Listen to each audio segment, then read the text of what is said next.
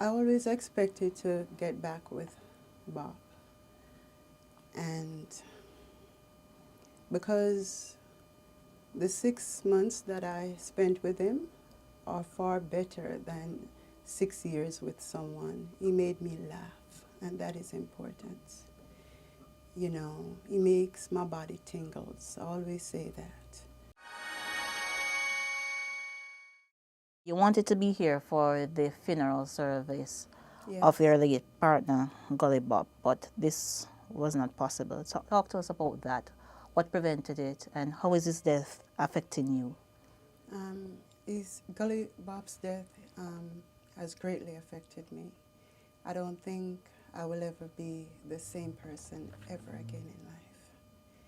You know, it will affect me for eternity. It's like I've lost a part of me, you know, and I tried my best to say my goodbye, but we came across obstacles at the airport where a fan recognized me and tried to bar me from the funeral for whatever reason. She happened to work with the airline, you know, and, you know, but people see you on the internet and they choose sides. And, you know, it was definitely not a fan of mine. But I forgive that and I move on. I feel like everything happens for a reason. I tried to come the day after and I was barred again. I was basically blackballed based on the event the day before where I lost my temper in regards to the entire matter. And so I tried again. And so I'm finally here. And it's my third trial. I am here to show my respect to my baby. Have you visited his mother? I know you have a close relationship with her. Have you visited her, or are you planning on visiting her? I more than plan to visit her. I plan to take care of her for the rest of her life, you know, and I do plan on stopping by, although, you know, there are family members, you know, that, you know, aren't in agreement with me pushing myself in. They basically block me out from being a part of everything. But I'm going to try to overcome those obstacles because Miss Norma is somebody that I do love and adore. Mm-hmm. And she loves me too. Why do you think the family is blocking you?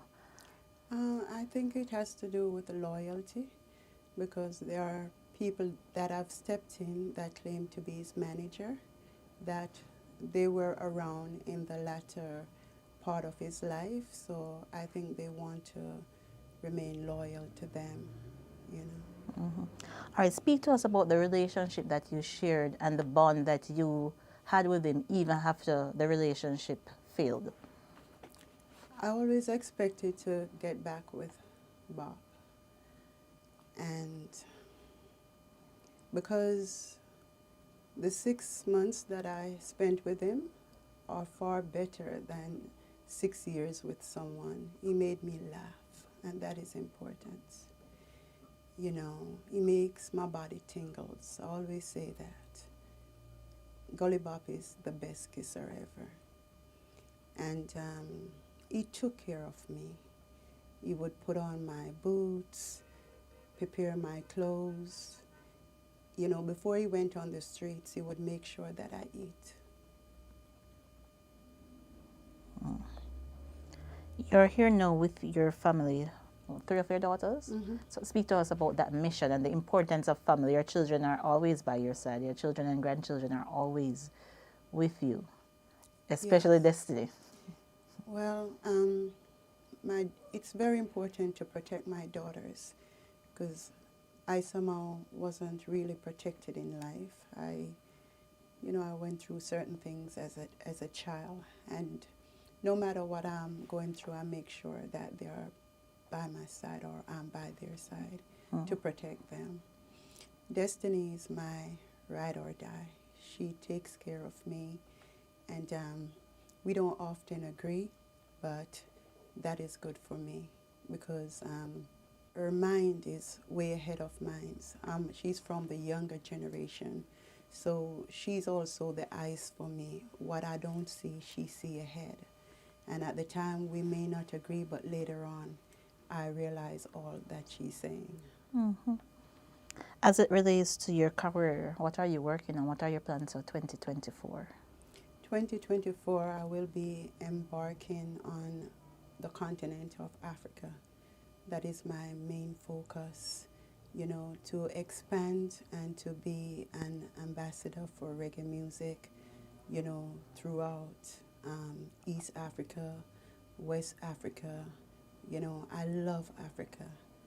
I consider it to be the motherland. Jamaica is like the daughter, but there is something about Africa. So that is what I'm focused on right now. The last time you were here, you were on a weight loss journey. I think you have reached your goal now. We're seeing a slim down version. You have more tattoos and so forth. I'm not sure if you have any more piercings, but speak to us about your style. When you step into the street, everybody knows this is Amari. Speak to us about your style and the inspiration. Well, I managed to lose 150 pounds. And, the most important thing is not to regain it, to adopt a new lifestyle, and I'm healthy, and that is what counts. How challenging was it for you to lose that pound? And how did you deal with the criticism? Well, it took me 3 years. Criticisms, I'm used to that, so that wasn't hard to deal with. I had to do what makes me feel happy and feel free, and prepare my body for the transformation, because Amari is not here yet. And I know that the body that Amari needs, is slim, almost like a dolly baby. So I'm preparing the body for the real Amari that will take over the world. So you're going to be the dancehall doll. I've moved beyond that. I want to be a humanitarian, and I want to serve my country. It's not that I don't love other countries, but I want to focus on yard before I focus on abroad. I want to help a lot of young people, the elderly, the homeless. I want to be an asset to society. Your tattoos, what are the significance of them? I think it's my way of crying out, because the symbols all represent something. I started tattoos to cover the abuse, to cover the marks which I received from abuse. And then, it's like I'm speaking out. Every tattoo is saying something. I even have Bop's middle name, which was tattooed on me a couple of years ago. And because, he's so divine to me. Yeah. Mm-hmm. All right, since we're on the topic of love, are you seeing someone now? Or what are you looking for in a partner? Not interested. My partner is right here with me. I was at Hilton the other night, and I was just dancing with Gully Bop. And I saw him, but it was a younger version of him, and we were dancing together. I can see myself just being this way until I cross over. I don't know what it takes for the world to understand, but I really love that man. Ain't nobody to replace that. Never be another person. No, to no, see. no, no. Mm-mm. We saw a video of you and fellow dancehall artist, Queenie, in a, let's say, a pleasant reunion. Yes. Speak to us about that. What was that moment like? I would say we were always united in some way or the other. We know how to play the game, because you have to know how to play the game to entertain the people on a stage like Sting. And although we weren't corresponding, although we didn't get along, we formed a bond. We have a way of bringing happiness to the world based on what we have been through. We're mothers, we're the same age, our names are almost alike, Janice and Venice. She's affiliated with the Walker family, which is my family, her mom, and there's just this genuine love for Queenie, And, at times there were words spoken where we lash out at each other because we're two powerful devils, but, you know, God, somewhat, somehow, is bringing out the angelic, you know, part of us right now. And I think it's for a reason. It's for a reason to be a mentor to others and to call for unity and strength amongst women. It's not as simple as it seems. God has a plan. When you're in the States and you look at what's happening in Jamaica as it relates to crime and criminal activities on a whole, what are your views? How does it make you feel? What do you think could be the solution?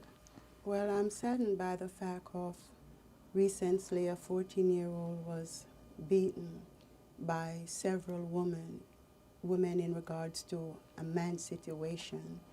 And I'm saddened by the fact also that recently a mother and her child were murdered. So I call for unity amongst women, not to let men come in between and cause this division. I do not like what I see, but I choose not to say too much, but to do something about it. And it starts right here. I'm asking these women to be strong. And the only true woman that is strong and courageous is the ones who know themselves, and know that you don't have to fight for the love of someone. If it's yours, you don't have to fight for it. What is yours is yours. You don't. And you have to love yourself more than you love anyone else. And not only that, life is not just about material things and falling in love and falling out of love. We have to prepare for the afterlife because that's where it all begins. Right now, we're just in the school of life. I want to add that I'm forever grateful to the star for believing in me when the world didn't believe in me at some point. They thought that I was chaotic. They misunderstood me. But even while in Africa, the star contacted me and said, "Congratulations, Amari, for embarking on the continent of Africa, and we want you to know that we're proud of you." And as far as I'm concerned, I'm their baby. I'm a baby, that the star have molded, and I thank you so much for not giving up on me.